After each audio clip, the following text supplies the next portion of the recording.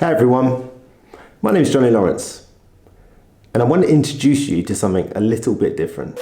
Yeah. I want to introduce you to the Strength Shed Sessions.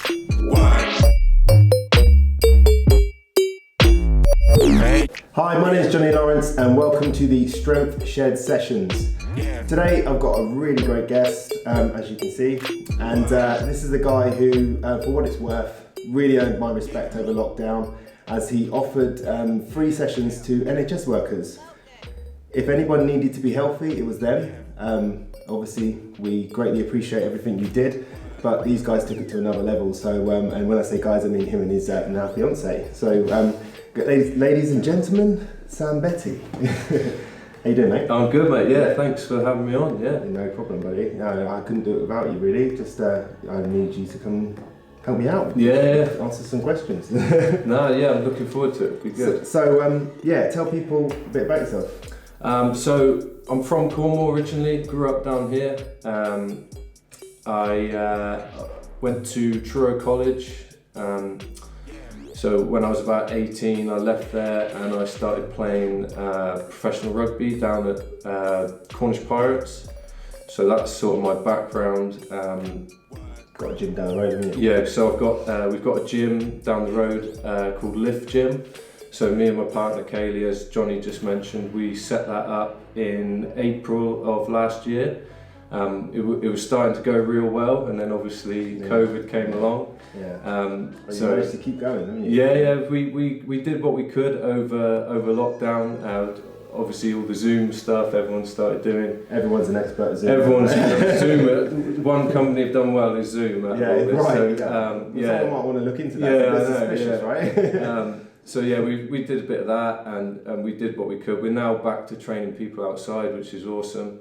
That felt good. When was the first one for that? Yeah, so we've been doing it about a month now, just over a month. So which has been good to get back to doing that. But I see you had all like little gazebo-y type things. Yes, we got all them set up when it's raining. So my background always been into health and fitness and sport. Always loved it. So growing up down here, like surfing, playing rugby, all that kind of stuff, and it's just been really good. I spent about 6 years away up in Worcester playing rugby. So it's really good to be back down here now and back home, can enjoy all the countryside, all the coastline again, and got hopefully what's going to be a successful business moving forward. So we're working towards it and really enjoying where we're at so far. Yeah, because your fiance is yoga. Yeah, so we've got the yoga as well. Kayleigh teaches yoga, so it's quite a good little balance between like the strength and conditioning like you do, and then her side, which is the yoga. So it complements it quite well. Yeah, and she's a great girl as well. She's really she's happy, smiley person. Yeah, no, she's awesome. Yeah, so I obviously think the world of her. So I think we're quite a good team. I couldn't do it on my own, mate. I say it to my wife all the time, man. She fixes me. Yeah, like just running a business, like it's like.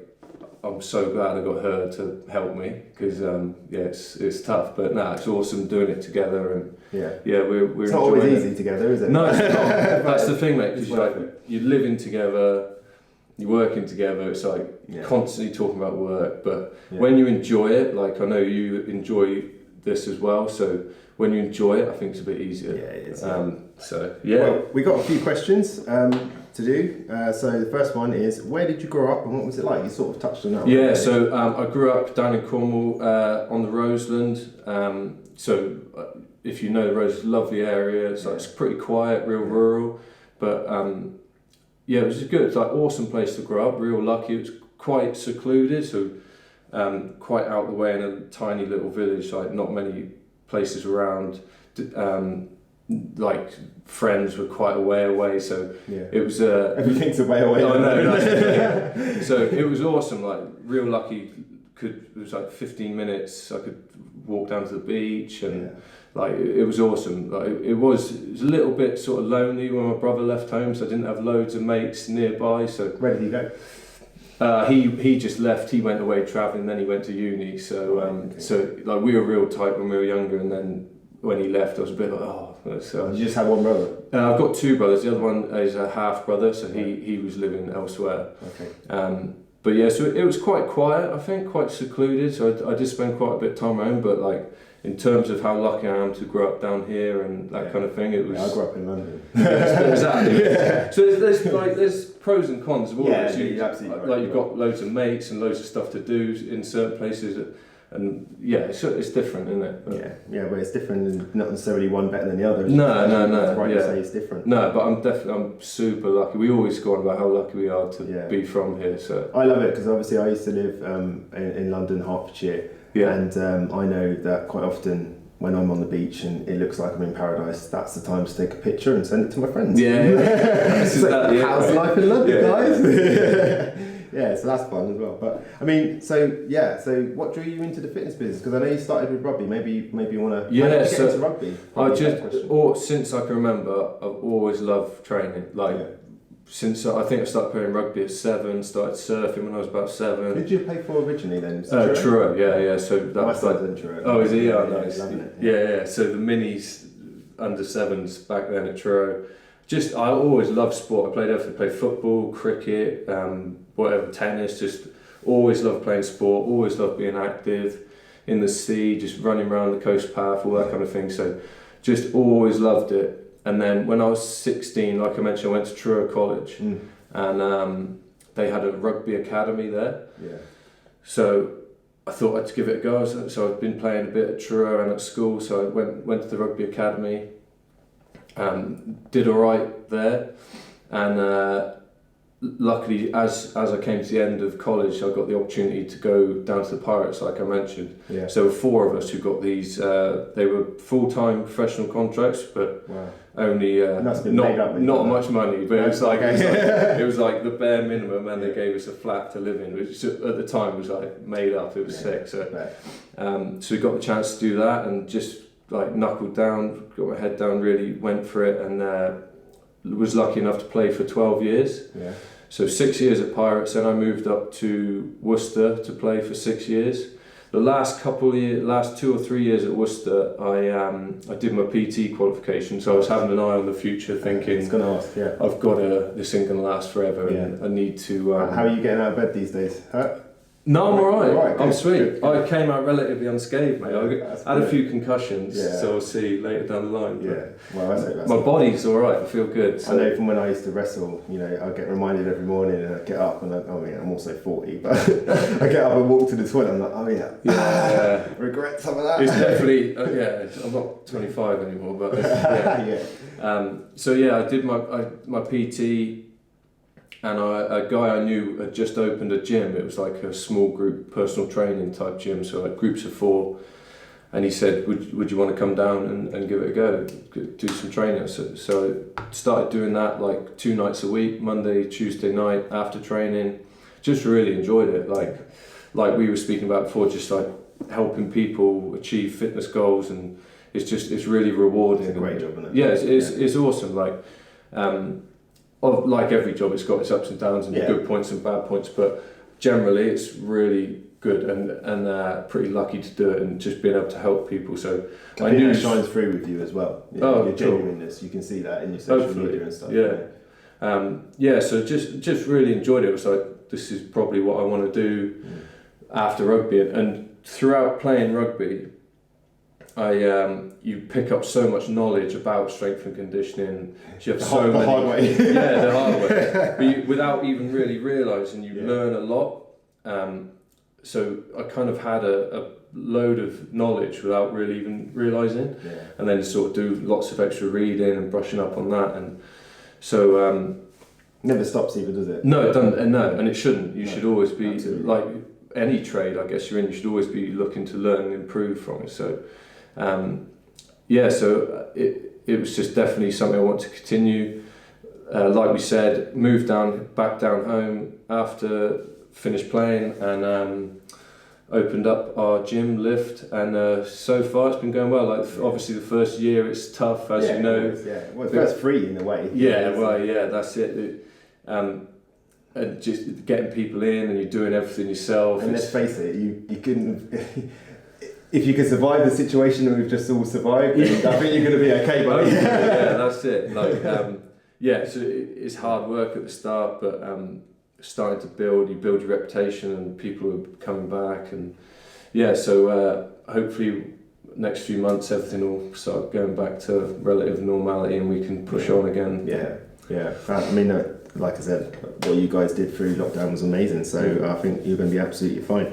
We're going to bounce into a strange question, maybe for you. I don't know, but it's, what is the hardest thing you've ever been through in your life? Okay. Yeah. So I was chatting to Kayleigh about this before, so I read through some of the questions. So, like, being honest, I haven't had like loads of massive tough things in life. So good. I've been pretty lucky. Obviously had a few issues, few challenges. I get like a couple of things I have struggled with is like a couple of addictions to things. So when I was early 20s, so playing rugby still, got quite into gambling, which is quite a common thing for a lot of professional sports people. I think they do a bit of time on their hands. And wasn't earning much money at the time, but still had enough money to. And so I got quite into that, and it was definitely not a good thing. Like I'm very much an extremes, like all or nothing type person. Yeah, I think that's actually a massive trait in the fitness business. Yeah. So it was like, started off just playing for a bit of fun, playing poker, playing roulette, that kind of stuff for 10 quid, 20 quid, and before you know it, it's like thousands of pounds, and losing, you like get paid first day of the month and like lose all your money first day, stuff like that. And like, considering I was only earning sort of 17 grand or something, I'd easily lose like £1,000 and have to borrow money off friends. And it was pretty bad really. And even though it's not like a physical drug addiction, you don't necessarily notice any. You've got to give it its weight. I mean, that has destroyed some people. Oh, for sure, man. And it's like people earning millions. Yeah, exactly. it is. It's and it just it just leaves you feel like you lose loads of money, you waste loads of time, and leaves you feeling pretty shit. And it's definitely. Did you with Kayleigh then or no? No. This is years ago. So I had that on and off for quite a few years. Trying to give up, try and go back, and that was the kind of thing. I've always had kind of addictive tendencies, so that like leading into that, when I went to Worcester, I got quite into prescription painkillers as well. That's another thing with sports. There's a lot of it, because initially I took it because I got an injury. So like, no, I can't remember what it was, but had an injury, and they gave me some pretty strong painkiller. I think tramadol they were. So. They're basically, it's like a real strong opioid painkiller. So I just took a few, and they're pretty nice, chill you out, take the pain away, you feel pretty good. And again, it's like, it's this gradual thing, you don't notice it, and it creeps up on you.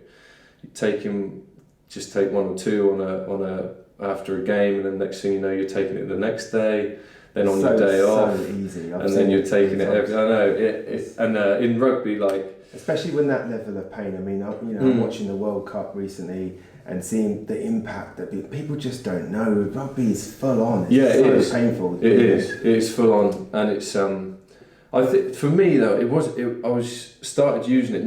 It wasn't just because of pain, because you get used to that, and unless you got a bad injury, you can condition yourself. You get conditioned. It's that same as wrestling. Like you would get conditioned to the knocks. It still hurts, but it was more like, it was even the mental side of it. Like because it feels good. Like it's basically heroin. That stuff is like heroin. Just because it's in a pill and a doctor gives it to you, it's like proper. People get caught up in the way it goes, but you're absolutely right. And like, if you see the problems they have in the States with it, the amount of people who die and are addicted to it. So it's actually easier in the States to get stuff. Oh, isn't it? they just give it out. Crazy. Yeah, it's like nuts. their gun system is. Yeah, exactly. It's nuts. So I got really quite into taking those, and they're obviously not. You get a bit of a come down. Obviously, you feel great for like 6-8 hours the day you're taking them, And like I was obviously I'd started off taking the recommended dose, then I'm like, oh, I'm bigger than the average person, I can take more. Next thing you know, you're taking like 12 when you're meant to take like 2 or 4. So and drinking with it as well. So you go on the piss, drink loads of whatever and take them, which is. So was that around the same time as the gambling too? The gambling the gambling was like always in the background doing it, and I'd have periods where I'd stop and go back to it, but it was always kind of there. And then this was on top of that, so I was doing a fair bit of it, and what it does is like it was stopping me sleeping. So I was taking loads of them, getting in bed, but you feel really nice. So you're just happy just to be there awake, and then so the next day you're tired. You've got the bit of the come down. You feel shit. You're like a bit groggy. You'd have to play rugby, would you? Yeah. So then you go to training. You're exhausted at training. This was during pre-season. I remember this particular bit as well. Like, so it was really hard training. I was super tired. I was trying my hardest to train. So we had new coaches. I was really pushing myself. Yeah. And I was just getting worn out. I wasn't particularly happy. You're just feeling crap, and kind of came to a head in training one day, and got into a fight with another teammate. So it's during you know a bit of rugby. It was with the scrummaging and mauling practice. It's like full contact practice. So it's not that uncommon for people to get into fights in rugby training. Yeah. It does happen. I've never really done it prior to that in training. But I just like my head was just kind of gone with it because of taking all these pills, and got into a fight with one of the other guys, and then it sort of carried on in the changing rooms. It was really bad. It was and it was my fault, and I just kind of like lost it a bit, and I couldn't really calm down. Being kind to yourself, you can probably look back and think. Yeah. Oh mate, when you look back, it's different, but it was a bit of an eye opener. Obviously, it was quite a bad thing. So I had a couple of weeks away from the club. They told me to sort of stay away, and I didn't know whether I was going to lose my job and all that kind of thing. So it was a real. That's a hard time. Yeah, it was tough, and I was pretty worried. I felt really bad about fighting with the guy. He was kind of a mate of mine as well, so it was just a bit of a shit situation. But looking back, it was the best thing ever happened. So I never took them again after that. So I stopped taking them, like really sorted stuff out. Gambling as well, I stopped doing that shortly after. Just get to a point and it's like, enough. I just don't need to do it anymore. I don't have the desire to do it, and it's a great opportunity you had as well, isn't it? So exactly. So it's like, you can't waste this opportunity. I've come very close to losing what is an awesome job, just so now, like I don't. If someone put a load of the pills there, I wouldn't even be interested in taking them. Mate, I walk past the bookies in town. Yeah. I used to be in there all the time, playing roulette, losing loads of money, and now it's just a non-issue. I don't even think about it. So it's interesting, but I know I've got real addictive tendencies, so I've got to kind of keep an eye on it. But I suppose that's what you learn. That's I spout on all the time on YouTube about your mistakes. They're there to teach you. You just got to listen. Yeah, and you listened, man. And that's that. So good for you. No, it was good. Yes, it was. I guess at the time it was one idea. It was pretty shit time. I can imagine. So, but it was good in the long run. Yeah, I mean, the next question, you may have even answered it there, is what is a problem that you've had to solve or overcome yourself? Yeah, I guess, so that's obviously a big one that I've kind of hopefully solved. It's all you've got to be careful not to go back to it. But another one, I did, so when I was, up until I was about 26, I had a real bad lisp. Okay. Yeah, so like real bad. I could, and obviously my name's Sam, so I'm trying to tell Mate, it was so shit. It's good. I literally struggled to tell people my name, which was which was quite tricky. So I had a real bad lisp for years. And it was actually after I had that thing where I had the fight with the guy, and I was like, "Fuck, man, I've got to sort this out. I can't really introduce myself properly." So, and it was to be honest, like it probably didn't seem like much to people who but like it makes you quite insecure. Yeah, I bet. I was really insecure about it, and like I'm quite introverted and quiet anyway, and it made me like real introverted. I was like, I wasn't very good at talking to people, and well, you're here now, pretty shy. I'm alright now. I can talk. Incredible. But yeah, it made me pretty shy in that, and yeah, quite insecure. So I was like, fuck man, I've got to sort this out. So I just went on YouTube, found some videos. Because I used to go to speech therapy, and it just didn't work, man. I just couldn't do it. So I just got on YouTube, just kept practicing, and now, lo and behold, I can speak. That's amazing. That might be the best solving yourself answer I've had, actually. That's amazing. You literally cured your own lisp. I know. That's amazing. Yeah. Blimey, jeez. You start off with this interview and you say, I've really been through a few things. I would say you've been through a couple of bits. You know? That's amazing. Great. So, what's the next question? It sounds very similar to the other one, the hardest, but the most painful thing that you've ever been through in your life. That could be physical pain, that could be mental pain. I suspect you've gone through some physical pain. Yeah, a fair bit of physical pain. Ever had a real bad injury? I've nothing horrendous. I've had, touch wood. I was lucky. Like the worst stuff I had was concussions, because obviously long-term implications of that with all the research now. But have you been checked out? Yeah, I've had loads of MRIs and scans and that. But everything looking alright? Yeah, for now. I think it's more in the future. They don't really know. No. They're quite honest about it. They sent us to the top people, and they said, look, we don't know that much about it. Yeah. But hopefully I'm all right now. Yeah. Ribs, I broke my ribs a few times. That's pretty painful. Yeah. So like, you can't even breathe. Can't cough or I've never broke ribs, but I've had a lot of rib-related things, intercostals and all that sort of jazz, and it's not fun. No, it's not. No, I was quite lucky. I broke my hand. I did some ankle ligaments and bits and pieces. Shoulder operation. Yeah. Hernia, groin operation, but quite neat. Nothing. But like not compared with guys who like blow their ACL out and have 9 months. I was quite lucky. So I saw a guy once just stepped into the ring and his quad rolled up his leg. That was grim. Wow. Yeah. What just? It literally looked like it. Like a roller blind just. Oh, so it just like snapped or something. It was disgusting, but yeah. Yeah, I've avoided anything too horrendous like that, so I was relatively lucky. Yeah. I'd say. Yeah, so you'd say just coming through some of them injuries and getting to the other side.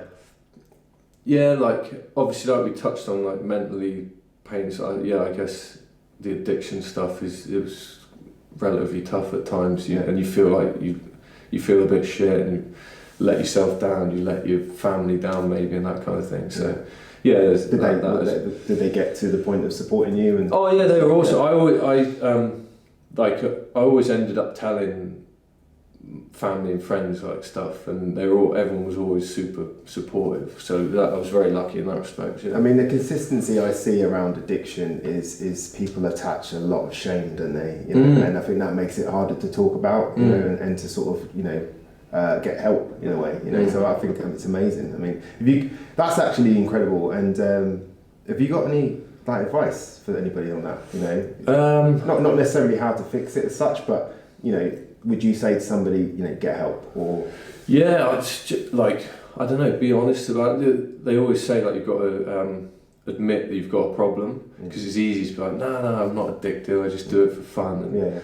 And then when you actually sit back, you're like, fuck man, this is probably not good. It's interesting, because you had that time, did you say 3 weeks after the fight? About that. So that must have been the opportunity for you to reflect. Yeah, massively. And obviously was stone cold sober, didn't have anything, was on my own away from training, so a lot of time to think. And could have been a recipe for disaster, that, couldn't it? It could have, I could have definitely gone further into it, I guess, which but that was like I said, it was a massive wake up call for me. So shows a huge strength of character in my eyes. Hopefully.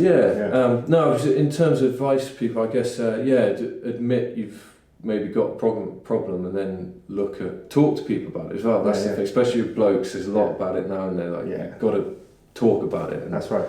Yeah. Not be ashamed of it, like you said. It's so common, man. Because they don't talk, and then in a situation like that, I would imagine you turn into it more. Well, you could do very easily. You didn't, frankly. But yeah, I mean, I think we can, sadly, we can all say we've lost a few people here and there to things like that. Yeah. So, yeah, I mean, much respect to you, buddy. Honestly, very much so. Okay, so next question would be, what makes... people hate this question. Is this the unique one? Yeah, what makes it... I'm kind of cool, you know. It's a hard one. What makes you uniquely you? I was talking... it's hard, that. Because obviously everyone's unique, but we're also all kind of similar. We've all got... Everyone wants to be loved and have happiness and all that kind of thing. So, I honestly, I don't really know how to answer that. It's super If I could hard. offer an answer, it would be your empathy. You know, at the beginning, I stated it earlier that you said, you know, not really been through a lot, and then since then I've been like, what? Yeah. You know, so I mean, all of them things have clearly given you. You're in a business for helping people. Yeah. And that has given you an insight into a different way of thinking, and that's going to make you better at your job. You know, so I'd say that really, your ability to be empathetic with people. So many times in the fitness business, trainers don't have a full perspective of things and may not have children yet and not understand that, or have not been through any real pain in their life. There might be 18-year-old fresh out of PT school and they're trying to train some 40-year-old who's got a whole 40 years worth of issues, and you're past all that, you know. You're able to really, you know, I know from seeing your social media, you got a lot of people from all walks of life in the gym, haven't you? Yeah. And you're able to resonate with them all. So Well, that's one thing that we really push at our gym. We're literally all inclusive. We've got like 18-year-old rugby players, and then my mum who's 70-year-old. But like, we got like people in their 70s, and everyone trains together, and it's awesome. Yeah, you create a really good, like, what I would say is that you've really captured community there. You know, CrossFit sort of did that in the beginning. And in some cases it still goes on, but you know, obviously CrossFit's a bit the taboo thing at the moment. After that chap said what he said, you know. So I would say that. Would you agree with that? Yeah, no, appreciate that. Yeah. So the next question, we're rattling through these, buddy. You know, we'll have to get the beers out. Isn't it? What's one thing that people always ask you for help with? I guess similar to you, like health and fitness stuff. So that's what dealing with day to day, and it's quite interesting. We tend to do like feedback forms and get how people are feeling and ask them certain questions, and just you get all sort of like, you know, I'm not sleeping well. What should I do? What should I be eating? And you ask all them questions. Well, just try and good for you, man. That's great. Try and help them, and big one, sleep with people. I think. Like people on their phones all the time and screens and not being able to switch off. So just advice, that's usually what we get asked about it, and advice on just being fit, healthy. You have to prepare for sleep, don't you? People don't really do. Yeah, you have to prepare yourself for sleep. People think they can sit in bed on their phones and they don't realise the level of stimulation that phone is giving them. Yeah. And then they go, right, I'm just going to pop myself to sleep. Probably not, to be honest. You know?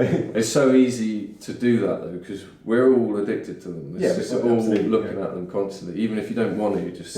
It's your go-to habit now. Whenever anyone feels awkward, or they're sitting on the loo, or they're waiting for a bus, or whatever, you know, just get your phone out. I spent a day with the family yesterday. It was amazing. It was a great day. You know, it made me realise how I need to do it much more. And my wife looked at me and she said, "Leave the phone at home."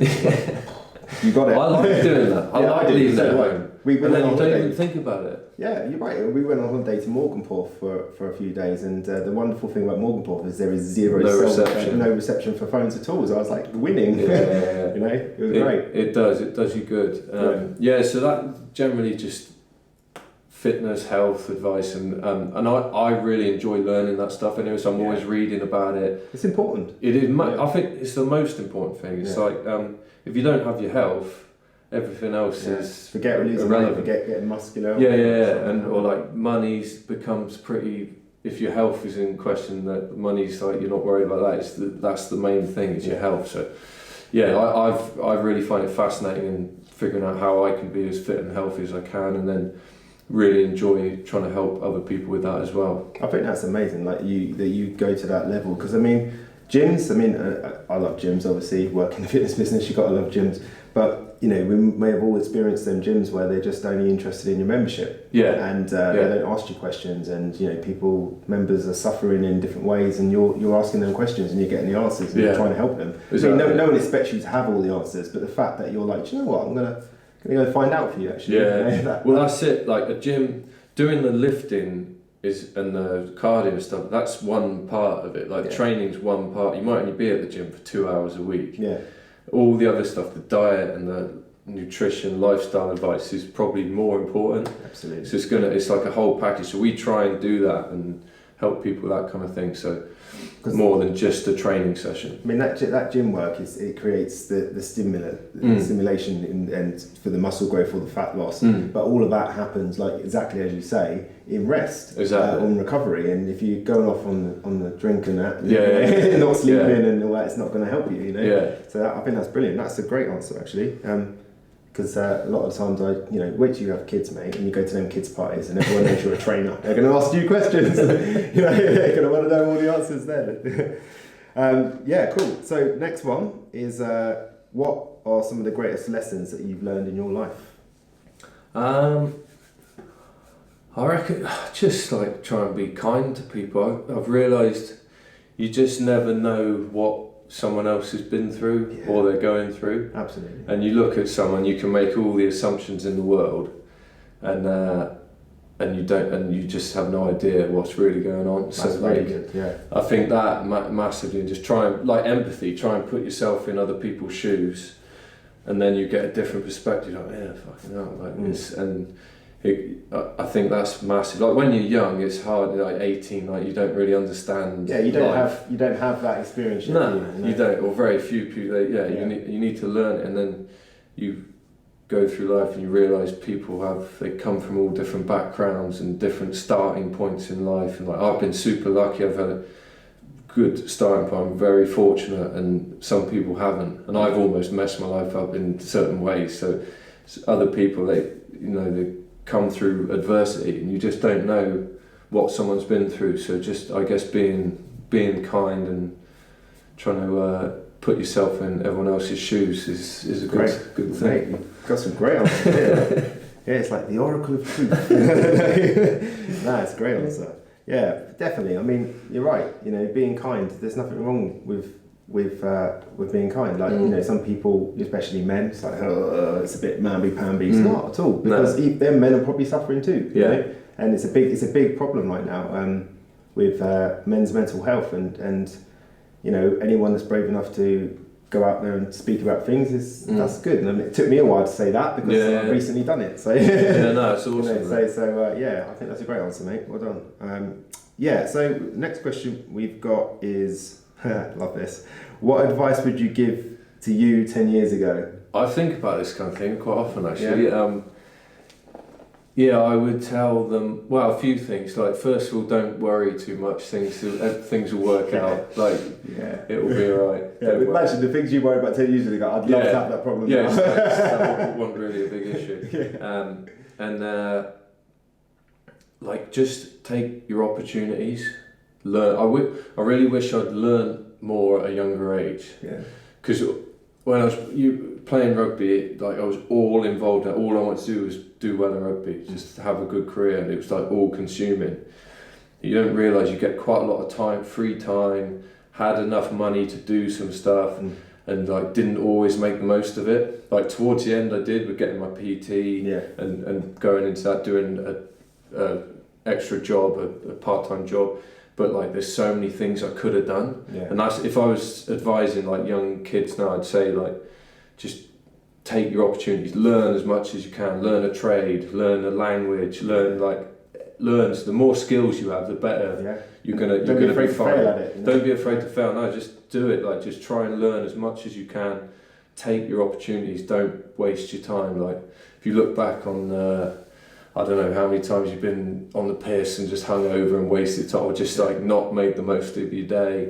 And that time is precious, man. Because you can't get back. You look back now, like think how I look back. It's like the other day I was 18 and now I'm 33. Yeah. It's like fuck, it goes quick. So you got to. It does. When you have kids, it goes again. Like yeah, all of a sudden the kid's 5, then he's not. And he's 8, and then he's 10, and it's like whoa, what's happening? Yeah, exactly. You know? Yeah, and Facebook's a killer because they keep reminding you, the kids It's it goes so quick. I swear, the older you get, the quicker it seems to go. So it's like just like, but basically make the most of your time and just go for it. Take all your opportunities. Do you get the opportunity to work with young children a lot, or not really? I used to. So when I was at Worcester, I've always done, like every rugby team, they always do some coaching with kids. You always have to go and do a little bit of coaching here and there, which I didn't really enjoy doing rugby coaching with them, but I used to go to, there was a children's hospice affiliated with Worcester Rugby Club, because the guy who put the money into the rugby did the same with the hospice, I think. Yeah.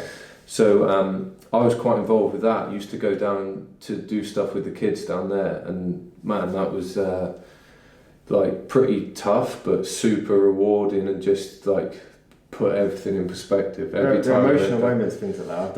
I've had the opportunity to do a few things like that as well, and it really humbles you, doesn't it? It humbles you, and you just like, you sit back, you're like, wow, I haven't really got any problems. This is a good kid with terminal whatever, and got response on that. It was but really rewarding, and actually love doing that. So that kind of stuff is, I'd tell people, do as much as that kind of stuff as you can, because it's so rewarding. I mean, at this point in your life, you're working, your focus is much on your business, but I'd assume you probably would like to do that again. Yeah, we do. So we were doing some bits. We were doing, before the COVID stuff, we were doing stuff with, what's it called? Man Down. Right. So we were just doing one session a week with a group of guys who could come from Man Down, just do some training. And what was the focus of that? Just like it was, because they have. Explain Man Down what it is. Oh, sorry. So Man Down is it's a men's mental health charity, and they have group meetings all around the county.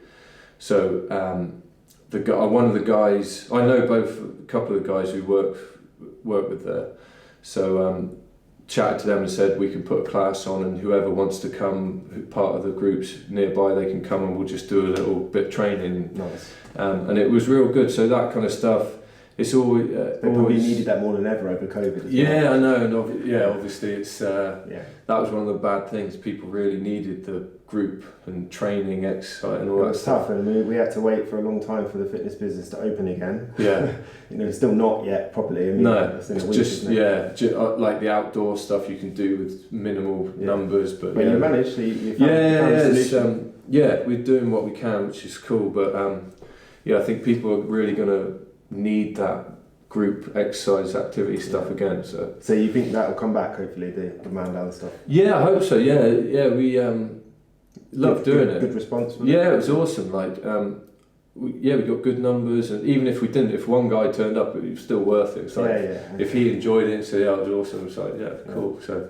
and I'd always say, like, try and I guess help other people is pretty good way to do, like you do, right? You're the same kind of feeling, aren't you? Life's good when you're helping other people, I guess. Yeah, I mean, it's almost selfish, isn't it? You enjoy it, so you feel good. Yeah, exactly. That's right. Yeah. So that was what advice we give from 10 years ago. Awesome. Yeah. So I mean, last question, really, mate. We rattled through that. It's like, it's like a competition. What's next for you, mate? So obviously, just cracking on with the gym, getting things up and running again. We want to start growing it, because we were getting up to a reasonable amount of members. Obviously a few dropped off during lockdown, so we're just going to keep trying to grow the business, get more people involved. What does that look like, the growth of the business? So we're kind of changing our model slightly to the small group personal training, which is like groups of 4 or 5, so less numbers and giving more attention, more detail, more value to the customer. So we don't need loads of members, we need a certain amount, and we want to really take care of them and look after them. So we're not going to be a massive big gym. And I did have plans of like numerous locations and all that kind of stuff, but once you're in it, it's quite one's enough, mate. It's hard. But it's like, oh my gosh, there's only 24 hours in exactly. So for now, one's enough. We just want to work on that, grow that, and then long term, like I've really got into doing Jiu Jitsu now. Yeah, so I was going to get to that. yeah, obviously can't really do it right now because it's the opposite of social distance. Really It really is. But hopefully that will be up again soon. And then long term, I just want to keep progressing at that. And then long term, maybe, I don't know, 10 years if I get good enough to maybe incorporate some of that into being able to teach it and that kind of thing. But yeah, there's a real opportunity and a bit of especially in Cornwall, there's a void of the correct way to train for that sort of thing. You know, people look aesthetically at something and it's like, no, you don't need to be jacked to be a jiu-jitsu guy. Actually. No. Quite the opposite, in fact. Yeah. You know, so yeah, that could be a good opportunity. Well, like the sport-specific kind of training that kind of thing. So yeah, just keep doing that, and then just be happy, mate. Just enjoy life, take it as it comes. Hopefully have a family with Kayleigh and that kind of thing, and just enjoy, go surfing, travel, enjoy myself, see my mates, see my family. Like a great life. That's all we need. Have you got any plans for the wedding or anything? The wedding, so next September, not this September, next September. I'm putting you on the spot now. No, it's all, we paid the deposit. It's all good. Next September 21 is when, so it's planning towards that. Did COVID affect that at all, or not really? No, we weren't going to do it this year. No, that's good. So a lot of people had to change plans. I know, that's the thing, they've all had to push them back, so we're lucky to get a spot in a decent place. Just saving up for that. And Mate, you're excited about that, aren't you? I am. Be good. I'm looking forward to stag do too. Where's that? I'm hoping we'll go to southwest France. Nice. A mate of mine runs a wine tour business out there. He used to play rugby and he retired in France, so he might hook us up on a little wine tour, and that'll be fun. Are they ready for you guys? I don't know, mate. That's good, man. And Kayleigh, I mean, let's speak a little bit about her. I mean, what do you think is going to happen with her business? I mean, she's doing great. So the yoga, obviously, with keeping the gap, her studio isn't as big as the gym, so she would only maybe be able to get 5 people in at once now. So she might continue just doing the online stuff for now. That's been a real teacher, that whole online thing, hasn't it? But mate, to be honest, COVID has been good for us as a business because we've had to go into other avenues that we wouldn't have. You forced, I felt the same. Like the same for you, and it's actually given us more strings to our bow, kind of thing. Like the online workouts, we were doing like quiz nights and things like that, and just how fun you doing stuff. quiz nights?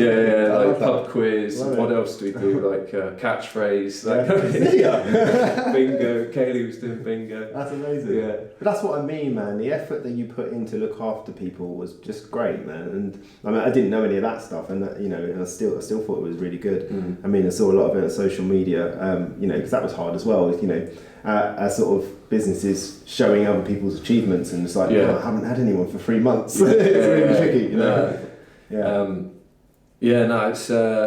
It was good. It was good to go into these other things that I wouldn't have done. Like I'd never done an online session before, training session, and then literally the day we shut, we did it the next day. Just got really hard. It's just weird and and you've got it's tricky. It's totally different. But then just did it day after day. Did it every day. Yeah.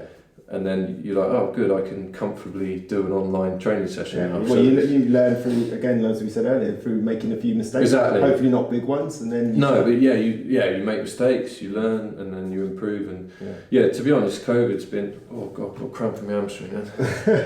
Well, you alright? COVID's actually been good in a way for us to in that respect. So take positives from it, I guess, which you have as well, starting all this stuff, which has been awesome. Yeah, it's been that sort of, it's hard because I mean, I wouldn't have said to myself, if you'd said to me last year I'd be on YouTube doing YouTube videos, I would have said nah. that's not me. Yeah. But I the first 2 weeks, I think, I'm not gonna lie, first 2 weeks of it all, I thought this won't be lasting that long, maybe take a little break, spend a bit of time with the family. And then about week 3, I was like, okay, I'm bored now. Like, this is crazy. Like, not bored of the family, just bored of the situation. You like helping people, you want to be helping people. So I thought, how can I help people? And that's what I chose to do with my time. And sounds like you did a very similar thing by doing pub quizzes and stuff. That's brilliant. I love it. But I mean, that was the last question really. So what's next for you? Just growing the business, really? Yeah, and just like I said, just keep working on myself and improving. I'm big into like self-development, I guess, trying to get better at I think you have to be as a trainer, because Yeah. you've got to stay not ahead of your clientele, but you've got to dip into different lanes, because you're going to get people from all walks of life. Yeah. And you need to be able to communicate and understand and resonate with them, you know, on another level. Because if someone's successful or somebody's not doing so well at this point in their life, you need to be able to find a way to understand that, don't you? Yeah. You know? Yeah, So that's it. you doing the self-development yourself gives you that talent, I'd imagine. It's training lots of different people. It's quite interesting. You do get to know different people and how you do learn a lot. You learn like people's problems. They talk to you about stuff. You learn how to communicate and interact with different people. It's actually from a psychological kind of aspect of it. It's pretty interesting. Yeah, it is. People are fascinating. It's interesting. Yes, you can do the courses, and you probably should do the courses, but at the same time, what you can learn from people is valuable. If you're listening. I find as well, like after people have exercised really hard, their guard comes down and they're way more open. There's something about like being exhausted, tired. You're just more open to chatting. You'll tell people. There's something about it that you're just more open and you'll talk more about. Well, things. I think people defend their insecurities and their problems and their worries, and when you've used so much energy on a really hard training session, you haven't got that defense anymore. And that's a good way to be, because actually it gets you to talk more. And if they're talking to someone like yourself, they're winning, because you're there to listen. You care. You want to help. Yeah. You know, so that's a good place to be, man. Yeah. I've found it, and myself as well. If I've like gone really hard in session, you easily talk about stuff more. I think it's interesting. Yeah, and again, as you say, with the whole man down thing, that's a hard thing. So that sounds like a great fit. Yeah. Sam, it's been a pleasure, mate. I'd shake your hand. Yeah, Seems to be running. No, it's good. Thanks for having me on, mate. Enjoyed it. No problem, man. No problem. And I wish you all the success, buddy. I mean, like I said, I've got a lot of respect for you and Kayleigh and what you're doing, and I just hope that you get everything you want, really. Cheers, mate. No worries. Cheers, man. Thanks for watching, guys.